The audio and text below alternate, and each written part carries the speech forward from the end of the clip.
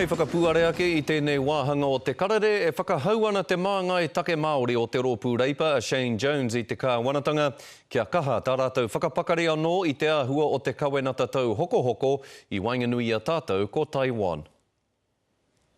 He kawenata e korea Shane Jones e hia kia kākahukura I te puehu. He kawenata tēnei hei whāngai ake ngā here taketake I waengai te iwi Māori me te iwi o Taiwan. Mā te whakawhitiwhiti tuhi, tikanga, mahi tūruhi me nā mahi pūnaha ohanga. Ko Aotearoa te tautangata iwi o te OEDC ki te rūru I runga I te utu kore, I te hiki I ngā utu here tau hokohoko kei roto I nā te kau miriona tāra ia tau.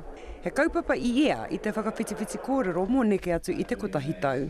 O Taiwan, tētahi o nā whenua tau hokohoko nunui rawa atu, mō nā hua pāmu o Aotearoa. Ahakoa he iti ake a Taiwan ia Aotearoa, neke atu I te rua te kau mā toru miriona te rahi o te taupori.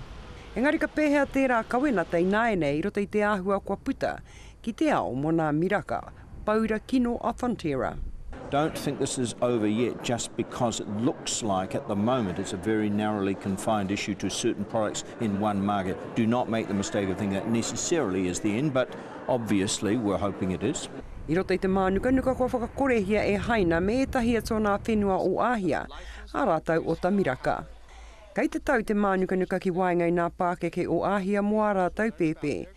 Whai muri ake I te Miraka Sanglu I te tau 2008, me te paihana melamine, whakakino miraka.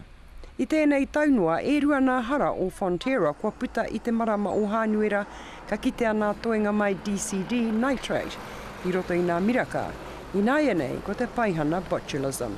Ki etahi kua awe te mākana mahi a Fonterra, me nā e oritana ki te ture 3 strikes kei te whare here koe putu ana, kua mauhere ke tia a Fonterra. Tini Molyneux, te karere.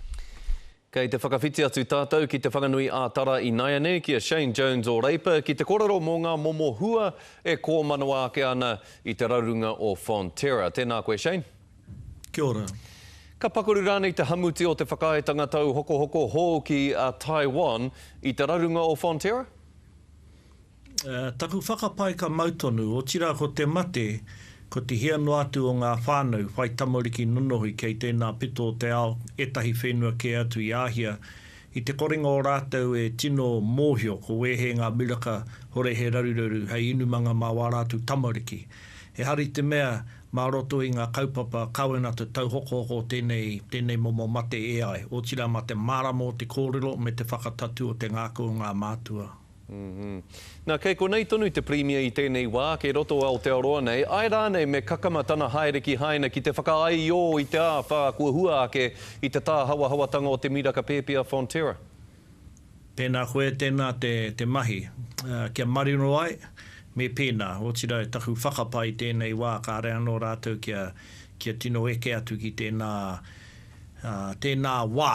O tira me taku pauri, ka rea no mātou ngā kaitoranga pū kia rongo I tētahi kupu kotahi, mai te tiamana o tērā komiti a Fonterra. Engari, ko ngā āpiha, ko rātou ke e pahu ana. Engari, taku whakapai wetahe o ena āpiha a tōna wā ka mukua. Ka tahi anō koutou o Reipa, ka whakarewa ake I tā koutou kaupapa kore ai te hunga o tā wāhe āhei ki te hoko I ngā whare o konei. Ina tāpiri hi atu tērā kaupapa o koutou ki te rarunga o Fonterra ki haina, kei te tika rānei kia pukuriria haina ki a tātou?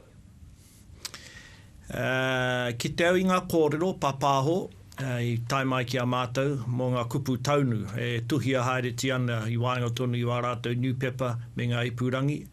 Hari te mea anau e rikarika ana rātou ki a mātou kāhore, engari kanui no atu te mānukunuka. Me te mōhio, ko ngā whānau o reira o rakau pēnei a tātou, ko tahi anake pepi.